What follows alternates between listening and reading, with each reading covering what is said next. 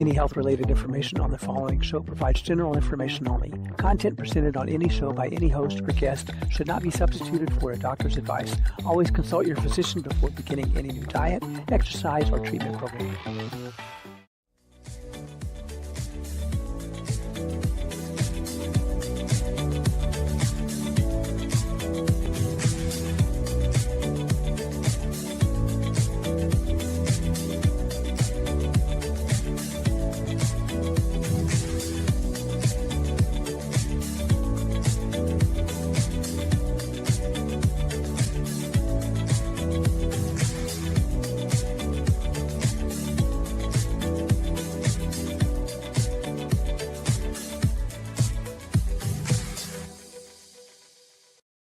It's time to stand up, speak out, get involved, and let's be intentional.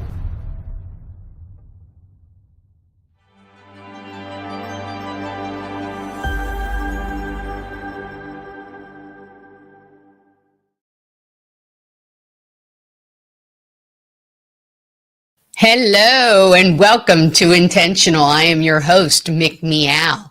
Thanks for taking some time out of your busy day to be with us. I'm glad that you're tuning in, and I pray that you are blessed beyond belief wherever you are. Now, if you are catching us live, please be sure and put a little comment in the chat there so that we can connect. Do me a favor, hit the like button and share out this interview. We really appreciate you doing that.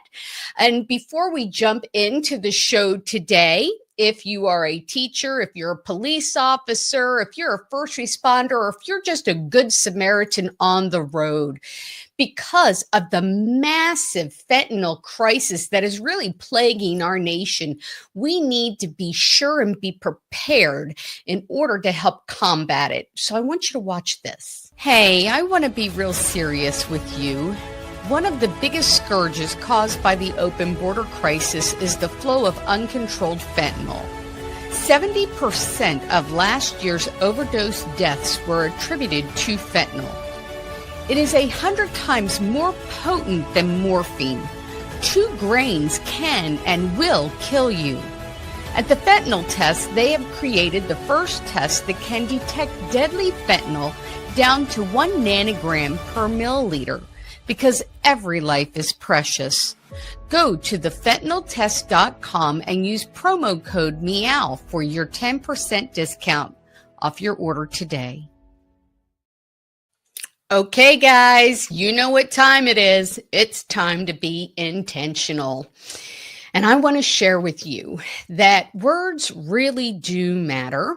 And I'm going to use a special one today to describe our guest. It's one that I don't use very often, hero, but I want to share with you the synopsis of a journey to explain why this term really does apply to our guest today.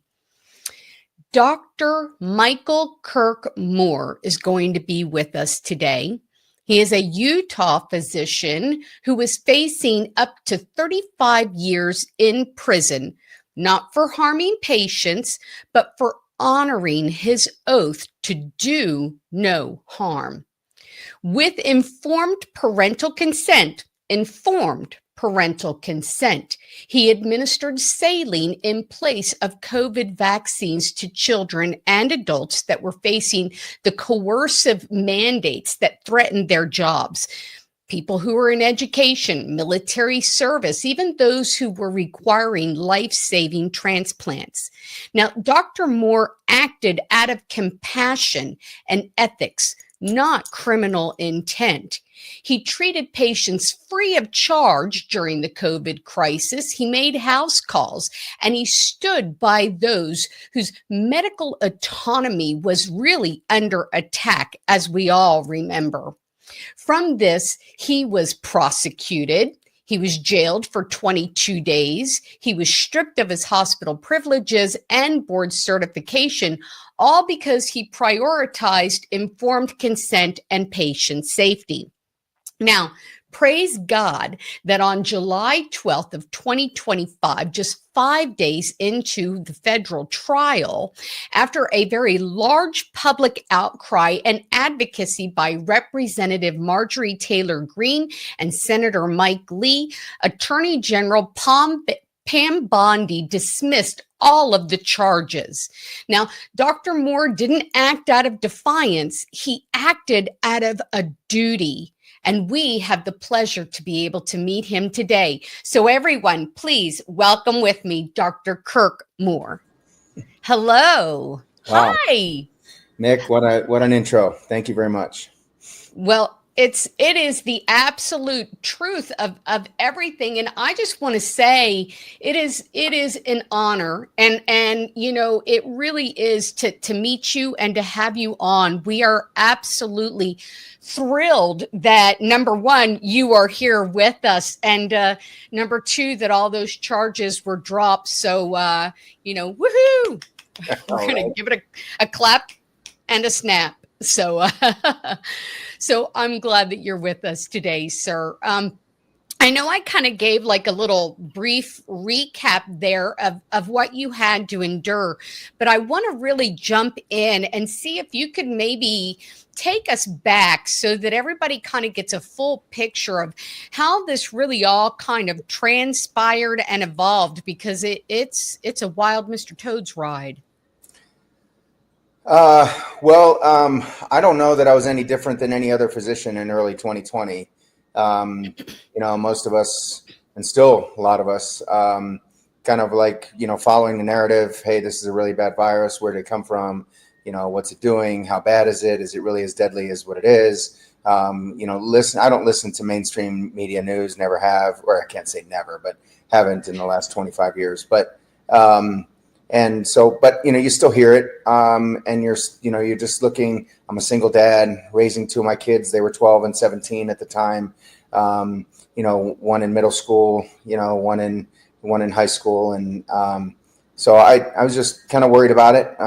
You know, you're hearing about it, you know, how deadly it is and how transmissible it is. And, you know, in the back of my mind, I'm always, you know, look, if it's really that deadly and it's really that transmissible, then it'll burn itself out. Okay. Because, you know, if a virus exists and it's that bad, then it's going to kill the host and then it won't transmit any further. So it's only going to go so far. But you kept hearing this. I grew up in Italy, partial to the Italians. And so I saw everything that was happening, you know, in and around Milan, in a town called Bergamo, or just outside of there. And so kind of hit home. Spain was struggling with it, started hitting Europe, started hitting the United States. I think the first case in Seattle. But by that time, I had already changed my mind. I shut my office down. And then we had a shutdown here, just like a lot of states did, like a lot of countries did. But within, we were just talking about this yesterday. I would say 24, 36 hours, I'd had enough time to review the literature, look at, and look at articles and look at news reports and listen to people talking and refresh myself on microbiology and, everything that I remembered, and just kind of like, I literally pulled out my old, microbiology textbooks from medical school 30 years ago. Just looked back through them and I made a full about face. I realized that this was nothing but a scam. It was fake. I was ready to open my office back up, but we were closed down at this point. And so I just kind of kept reading and kept studying. I started treating people. I started just with my friends, my family, my staff. And then word got out that I was treating people. I was on a GroupMe thread with my neighborhood, kind of all my neighbors and friends around here.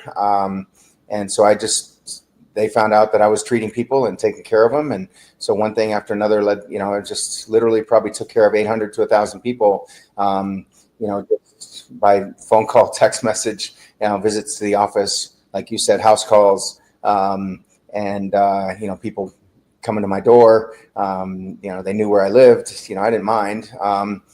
That was kind of how it all started. Wow. Well, thank you, number one, for doing that and for being so brave. There were so many that locked down and so many that bought into that, what I call psychological bioterrorism, all the fear, with they had the death tickers and they showed all the, refrigerator cars outside of the hospitals. I mean, it was, it's like, this is really nonsense. But I'm a nurse, and so I had worked bone marrow transplant. I worked with people who had no immune system. So I'm like, what are we doing here? I mean, we don't even do this for people with no immunity. And so I was working in phase 1 clinical trials at that time. In 2019, we started using mRNA technology with these patients who had relapsed from bone marrow transplant. And so I saw these people, Dr. Moore, getting really ill. They were really having, even death because we were massively activating their immune system with mRNA. And we knew that, right? I mean, we were prepared for that. And so then I hear about this experimental injection coming out, and it was mRNA based. And I thought, oh, dear Lord, this is going to break really bad. And so I refused it. I was trying to get information out about it, but this is what got me was the lockstep reaction of the healthcare industry. It really surprised me. I call it the Stepford Wives moment because it was just like, yes, give me a shot in the arm. And I was just appalled that nobody pushed back. And so I can't help but ask you, sir, I mean, during this time, you're an experienced physician, seeing the medical industry not questioning a new technology when nobody knew what was going to happen. Nobody knew what the long-term effects, what was going through your mind? Well, I mean, you obviously had a completely different perspective. The only perspective that I had was just the articles that I read about all the mRNA technology and lipid nanoparticles injected into animals and killed all the animals. They tried to write it off. That the animals were euthanized, and they were kind of, looked at, and they were, just to see what the effects on the body was. That was a bunch of BS. But you mentioned the lockstep. The thing to me, I kind of talk about this in really 3 strikes. The first strike to me was when we were told there was no treatment. I've been in medicine now for 30 years, and nothing is ever something that you just don't treat. There's never been, I can't find an analogy where you just don't treat somebody for something that's happened to them that could be life-threatening, or even not life-threatening. You just, it's kind of like somebody comes in with a really bad laceration on the leg. You say, well, hey, it's really not that bad. Just go home, and wrap it up. And, and if it gets really infected and your leg's starting to fall off, then we'll treat you. And so I use the analogy all the time. I used to take care of a lot of breast cancer patients and, reconstruction.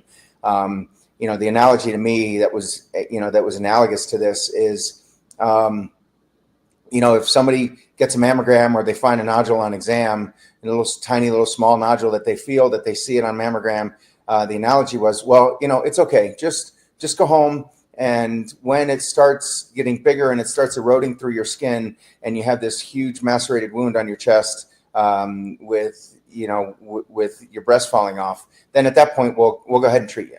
So it's kind of like, when do we not want to treat cancer in stage 1 versus cancer in stage 4?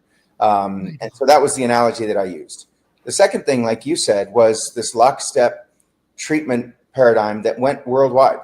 Everybody was doing the same thing. Everybody is treating the same thing, or not treating. Everybody is locking down.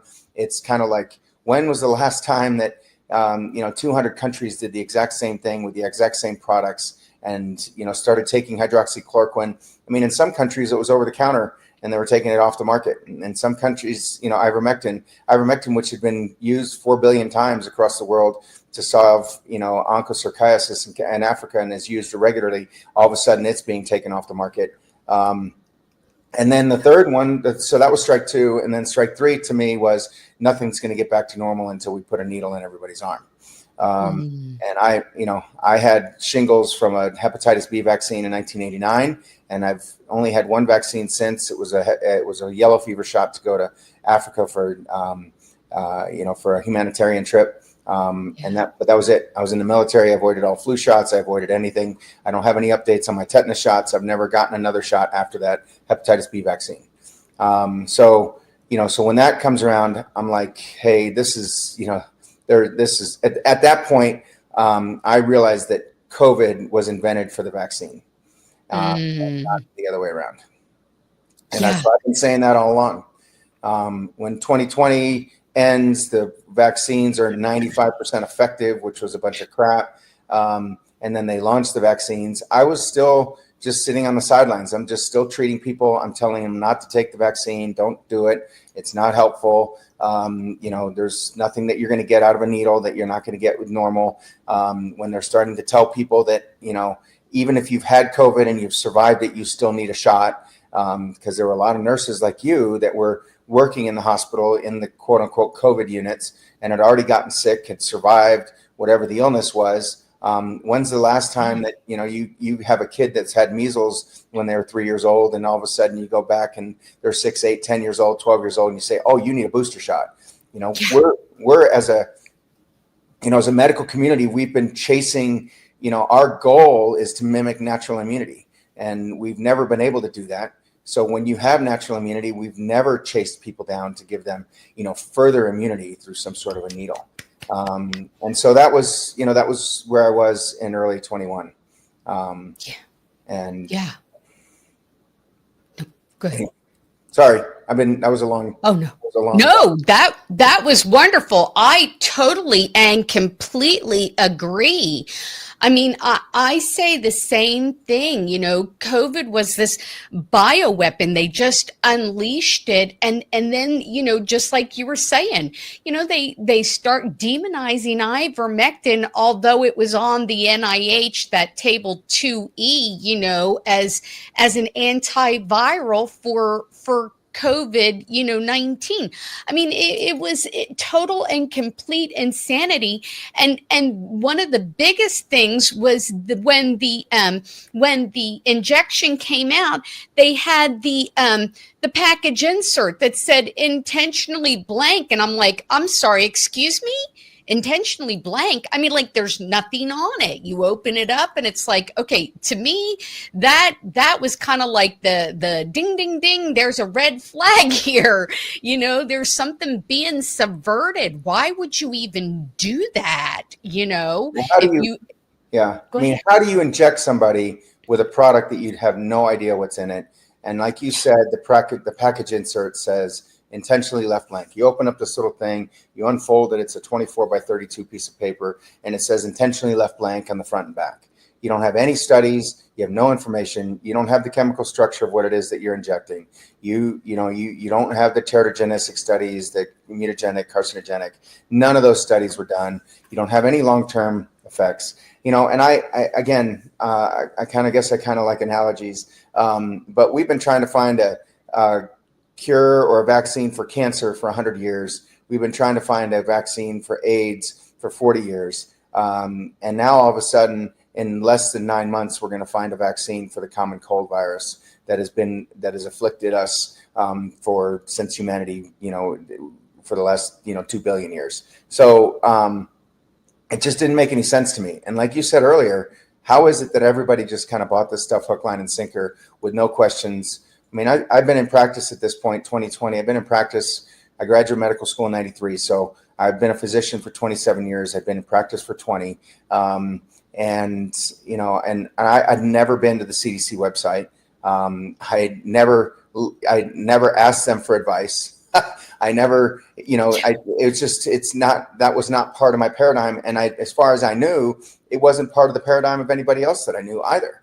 But all of a sudden, we're listening to these experts that have zero clinical experience, are not on the front lines. They're not taking care of anybody. Anthony Fauci never took care of any patients in his whole career. And all of a sudden, he's the, just the mecca, self-proclaimed Mr. Science. self-proclaimed Mr. Science, and everybody listens to him in terms of what it is that we need to do. And, and so it was just one domino after another for me. And everything just kind of confirmed, then the domino that just fallen. So, now we're conspiracy theorists, but we're actually, everything has been proven true. So, right on. Yeah, right on. No, you are absolutely correct. And I want to kind of ask you, because, physicians and nurses, we know they were being persecuted. They were having their licenses threatened. I mean, in what world? I can't imagine when, you have someone asking a question, which is science. We do it in medicine all the time. You have your license threatened or you're suspended, but to have the DOJ prosecute you, I mean, sir, that's like the whole next level. And I can't even imagine, and I don't mean to be cheeky here, I really don't, but what was that like? How did you endure that? And where do you go from here? Is there a future plan? How do you endure it? I knew I was right.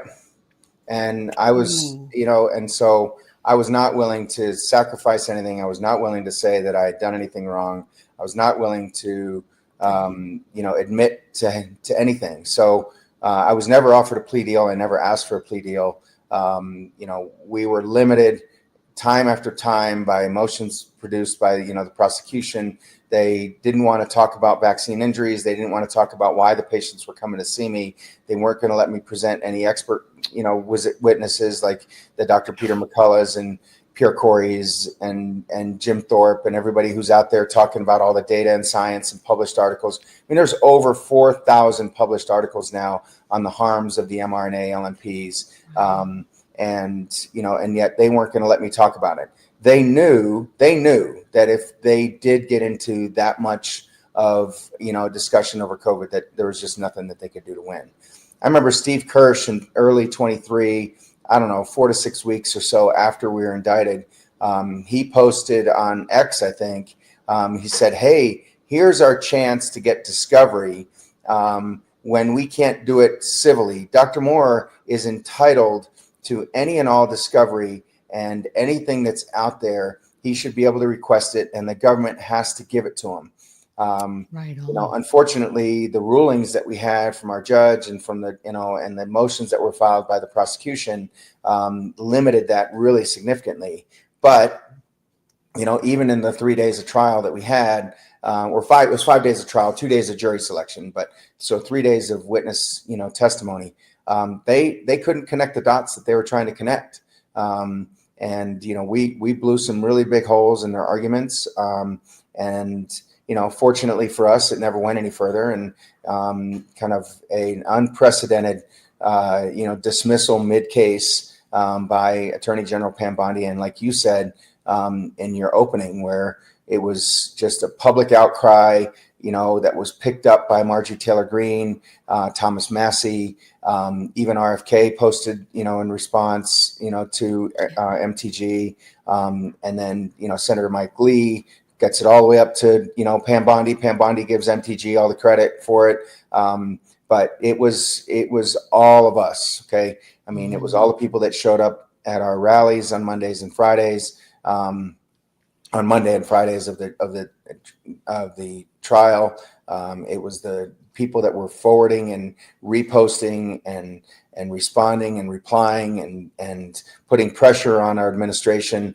I was on a podcast with Wayne Allen Root. He said that he was talking to Donald Trump directly about it, and he doesn't know, whether he had any influence, but he believes that he does, and I can't argue with him. And if you've got your friends that are telling you, "Hey, look at this guy, he's being prosecuted for not harming anybody," there were no victims. Okay, the government spent probably $3+ million at least prosecuting a $28,000 crime.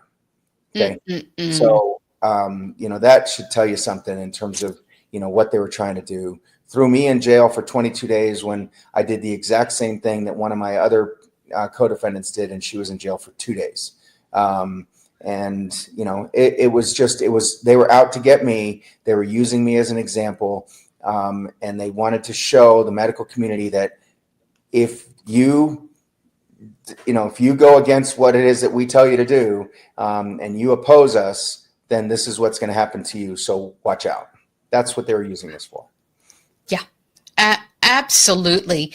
And I am so grateful that in the end, it did not succeed and it did not break you. And I think that is amazing in itself. I mean, that's just a testament and to who you are, and no doubt going forward, you know, you're going to succeed in whatever you do. I do want to ask you, because I do want to talk a little bit about, you know, the fact that, you know, this is still going on. I mean, we still have the next COVID variant out there, but I want to ask you before we move on, what about your licensing? What about those privileges, your board certification? Does all of that get reinstated? You get to move forward? You get to have your life back? You know, that's a good question. I think the first step would be for me to have to reapply for hospital privileges at the hospital that denied me my privileges because I wouldn't wear a mask. And if that's the first step, then I can then, with hospital privileges again, I can then go through and get my operating room recertified. And then with my operating room recertified, I'd have to go through the reapplication of my board certification. I mean, I had 20 years of board certification that terminated. I was first board certified in 2002. It ended in 2022. So I'd have to figure out what the process is for that. I don't know that there is a process. Maybe there is. Maybe some people have let their board certification lapse in the past, and there may be a way to reinstate me in that respect.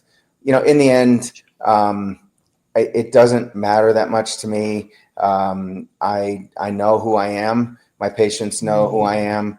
I don't falsely advertise that I'm board certified. I think I advertised, that I've been board certified, or I was board certified in 2002, which is not a fake statement. If they ask me if I'm currently board certified, I have no problems with telling them what happened and why I did. Most people now know my story, and they come to me because they know the kind of person that I am, and the person that, and the people that I have in the office, kind of support that as well. So yeah, they know who they're getting. And that's amazing, especially in the healthcare the way it is right now. That was one of the things that was ripped asunder was, the physician patient, the trust in healthcare. So many people are looking to those physicians like yourself who stood up. No doubtedly you would do this all over again. I'm assuming, I mean, I don't know that for a fact, but I would assume that, you seem like the kind of guy who would just jump right back in and stand in the gap, Well, they're not going to give me vaccine privileges anymore, I'm pretty sure. But if I can help in some other way, then you're absolutely right. So, and my goal now, you asked earlier what we're up to next. I mean, my sole objective right from the get-go was to get these COVID shots off the market. And so I'm doing anything and everything that I can. This is a mass genocide of epic proportions. Right. People are dying left and right. Cancer is up, in some cases fourfold.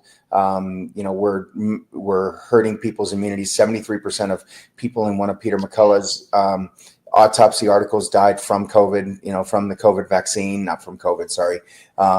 And people are waking up. There was another article that was published, Michael Neverdakis from CHD. Yeah. I don't know where he, what the article that he was referencing, but I'm just referencing what he wrote.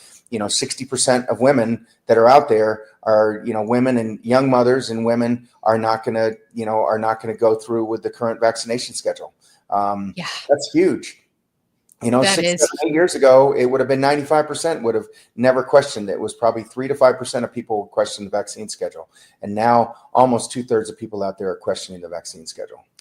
That's exactly it. And you brought me to exactly where I want to go. So thank you so much for that, because this is what concerns me, Dr. Moore, is that we know that there is an ability for the reverse transcription, the integration into the genome of the human cell. We know that this is a generational disaster of epic proportion. There was something, and I believe it was Nick Holscher, Focal Points, who works with Dr. McCullough, who came out and reported that it's something like 600,000 deaths we have seen from this, I'm going to call it gene manipulating countermeasure. We know there's an increase in fetal demise, and this is scary. So the next pandemic, because, no tinfoil hat here. I mean, they're not done. There's the new, right? I mean, the COVID variant, they've got the new HB181. I mean, now they're down to numbers and letters, the bird flu.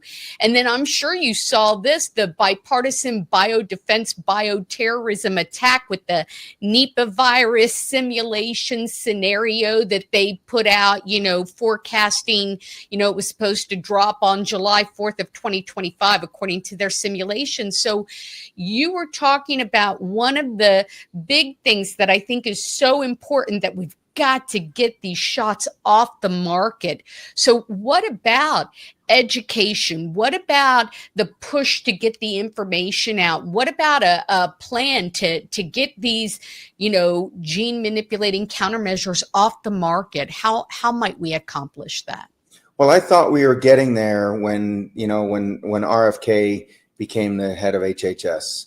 I kind of figured when he joined, joined forces with Trump in, July, August of last year before the election, and he essentially stopped talking about vaccines. My feeling was he was, I'm not saying that they were kind of throttling him or muzzling him, but that they just didn't want it to be a controversial thing going into the election where it would alienate a certain proportion of the people. So they kind of kept him quiet on that. But I thought that as soon as they got inaugurated and as soon as that happened, that, he was just going to be given free license to do what it was that he said he was going to do had he been president. Obviously that has not happened.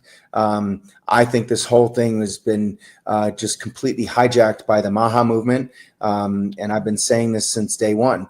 The whole Means twins, I know they're not twins, but the Means siblings have hijacked the whole system. Their book that they wrote, I have nothing against their book. Nothing in their book is wrong. And they certainly have a lot of great points. Okay, but eliminating red 40 dye out of our food is not going to solve the 60+% of chronic disease that our kids now have. It's not going to solve the diabetes problems. Wearing, kind of wearables and glucose monitors is not going to solve our problem. We're not going to get anywhere in terms of making America healthy again unless we stop the shots. And I mean stopping all the shots. First, I think it goes with COVID shots and mRNA technology. But, all the shots. There has never been there's not a shot on the market today that has had a randomized, double-blind, placebo-controlled study ever. I mean, the Hep B vaccine has a total follow-up of 4 days or 5 days on one and 6 days on the other. How do you put in a vaccine, a sexually transmitted blood transfusion disease that you only get from those two things, or sharing needles? Okay. So I don't know how many kids are having sex and, and shooting up heroin when they're a day old. So it's a travesty, and it just needs to be taken off the market, period. And people that don't understand that, and docs that argue with us about it, they're either bought, corrupted, or they're just intentionally ignorant. And I used to use the word, what is it? Cognitive dissonance is the term, right? Well, I kind of renamed that. I don't know if it's me I think I'm the first person to put it out there. I'm not trying to claim anything. But to me, it's cognitive ignorance. These people know better, and they're still ignoring it, and they're still ignorant about it, and they still argue in spite of all the science and data and everything else that's out there. I've been saying this for the last 20 years. They could take the next 5,000 babies that are born at this hospital down here, okay, over the course of the next year or two, enroll them in a randomized placebo-controlled study where half get vaccines and half get placebos, okay, and they would solve the problem in a year. We would know in a year or less how good vaccines are with a study, done, and it wouldn't be that hard. But nobody's going to fund that study. Nobody's going to listen to it. And even if you did get the funding, and even if you did do it, they would poo-poo the data. They would sweep it under the rug. They would do something about it to not make it happen. Paul Thomas did that. He looked at his own patients in his own practice. Okay, I don't know how many he had, 14,000 people in his practice. And he showed beyond any reasonable doubt of any sort that the kids that were unvaccinated in his practice were significantly healthier, saw the doctor less time, and then any disease from A to Z had significantly less incidence than the kids that were vaccinated. So, I mean, the information's there. And what did he get for that? They stripped him of his board certification. They stripped him of his license. They shut him down. They censored him. And he's not practicing medicine anymore by his choice. Don't get me wrong. He got his license back, but he's just decided that I'm just not doing this anymore. And unfortunately, we're getting a lot of us are getting that way too. I'm really disillusioned with medicine. I really don't want to be a doctor anymore. It's a struggle. Okay. Because you're fighting this battle, and you have so many ignorant people out there, and so many people that are bought and paid for that are actually killing their patients for money, and I can't tolerate that. Yeah. No, I hear you. I hear exactly what you're saying. I felt the same way. I stepped out of nursing just a couple years ago because, you try fighting, you try telling them they were locking people out. They were isolating people, during COVID. They were giving them a lethal drug of remdesivir. They were starving them. They were dehydrating them. You speak out to say anything, and you get met with resistance, you get met with hostility, you get pulled in the office, called in the carpet, told if you say anything on social media, they'll shut down your license. I mean, it's right. It's ridiculous. I mean, I'm just talking from a nursing point of view. I mean, from a doctor, they were going after y'all's licenses, but and taking away your certificate, your board certifications and everything. It makes you think to yourself, okay, how can, and I know there are physicians out there, there are nurses, remnant nurses, and those who are trying to do parallel healthcare systems. Is that a possibility? Can we get to that point where we take the medical industry that we have now and just get rid of that and start a new parallel healthcare system? I mean, I don't know if that's even possible at this point. I mean, Jack Kruse talks about it in terms of kind of getting, a decentralized medical system, getting insurance out of it. Yeah. I look at this. I mean, I think my son had an ACL reconstruction done, and he had to go in and get a rescope because I think he retore his cartilage. And I think that would have cost me $12,000 to $16,000 doing it through insurance. And I would have had to pay, $2,500, $5,000 deductible, whatever what my deductible was. But the cash price, which is what I elected to do, was $3,600. Okay, so that covered anesthesia, surgeon fee, OR fees, everything else, as long as I paid it up front. And whoa, so it's just kind of like it's a third of the cost. And if our patients knew that and knew what things cost, and they had an option in order to do that. Now that option is there; they just don't know that. And our patients are paying so much for their insurance right now, and all it is just it just keeps perpetuating. The more you pay for insurance, the higher the costs go. It's kind of like as soon as the government got involved in doing government subsidized loans for education prices started going up. So my college education, where I took out, I think my college education back from 83 to 87. Total cost at a private school, liberal arts school in New England, I think was less than 80 grand. Okay. The whole education. I took out $10,000 in loans. So it was $2,500 a year. And that education now is probably $60,000, $70,000 per year. Okay. Easy. You're talking about $250,000, to get a liberal arts education. And then 70 some odd % of people don't even get a job within their specialty or within their major that they grad. And I'm one of those. I had a political science major. And I went on to medicine. I knew I did. And at the time I was so enthralled with political science, but I said, okay, look, I'm going to do that. And I'm going to get my science prerequisites and go on to medical school. But I kind of did that on purpose. But 77% of some of my people don't even, go into the field in which they graduated. So anyway. Right. Yeah. No, I think it's something that we need to definitely pursue. And I think you're right.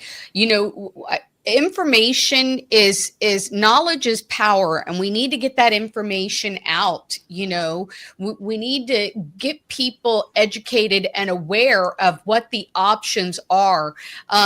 Just like, there's people like Laura Bartlett who, have, forms, I do not consent forms. And, they, list out.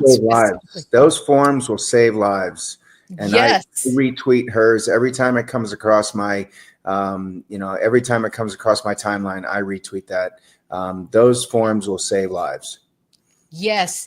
And we got to get that information up. People have to understand. You have to be prepared now to go into the hospital so that you can protect yourself. Because, tomorrow we may be hearing the Nipah virus has, been blasted, as a bioterrorism weapon.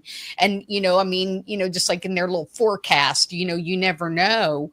Let me ask you this, and I know this is off topic. But I have to ask before we run out of time, because I'm just so curious. Was your son really canceled on X? I know that's totally off topic. I got a message from Dr. Aranda yesterday that told me to have him try to log back in. But yeah, he was canceled. And I don't know why. I don't know what it is that he posted. I mean, all I think he was just doing was kind of doing the same thing that I'm doing. I mean, I'm shadow banned. I've got 20 some odd thousand followers. I post something on there and I get like 17 views. And that's impossible.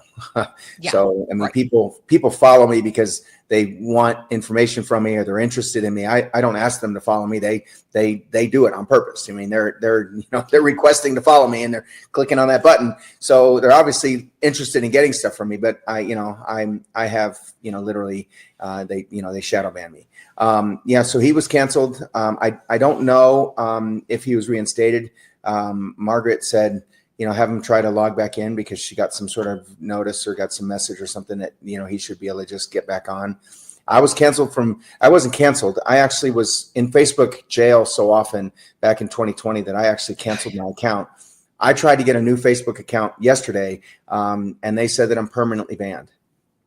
I don't know why. Oh. I never did anything. I mean, I'm the one that canceled my own account. I downloaded all my pictures. They gave everything to me, but yet I'm still not allowed to get back on. I don't know why. I mean, what did I do? So it's pretty funny in this day and age. I mean, I don't care to be on Facebook. It's just more for, people to kind of get a little bit more information for me. And I probably have somebody help manage it and kind of post my videos and post my speeches and things that I do and, events that I go to just so that people can keep track of us and what we're doing.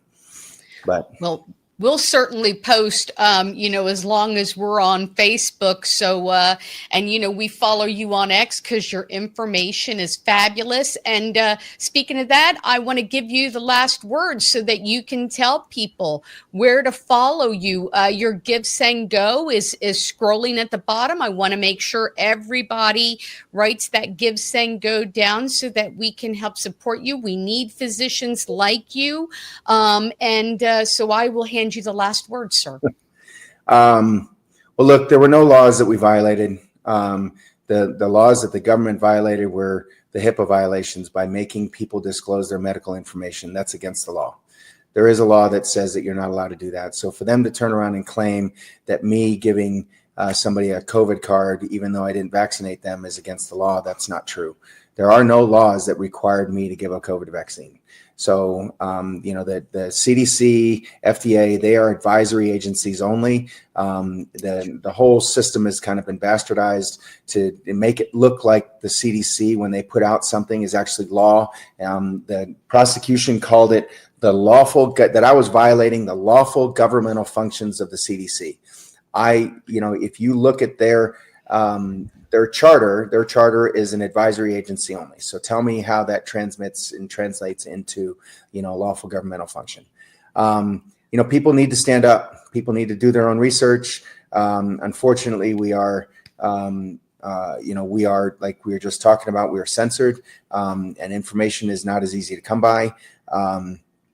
But you just have to do your due diligence and trust your gut, trust your feelings, trust what it is that you think is right. And push back. And when the government says that you need to do something, they're not looking out for you. Only you look out for you. Ooh, amen. And thank you so much. Those are incredible words. And I hope everybody heeds that. Dr. Moore, it was an honor to speak with you. It was an honor to have you come on. Thank you so much. We really hope to have you back with us again soon. We need to hear more from physicians like you, not just to hear those words that you are saying, but to encourage those who are out there to say, this is someone who has gone through the fire and they have been forged by it. And we are very grateful to you, sir. Thank you so much. Nick, thanks for having me on. I appreciate it. And I like the pictures up there, how they keep changing. Thank you. Thank you. And I really want to say that I appreciate all of you for showing up today. We will see you next week. Remember, resistance, it's not futile. And blessings to you all, always.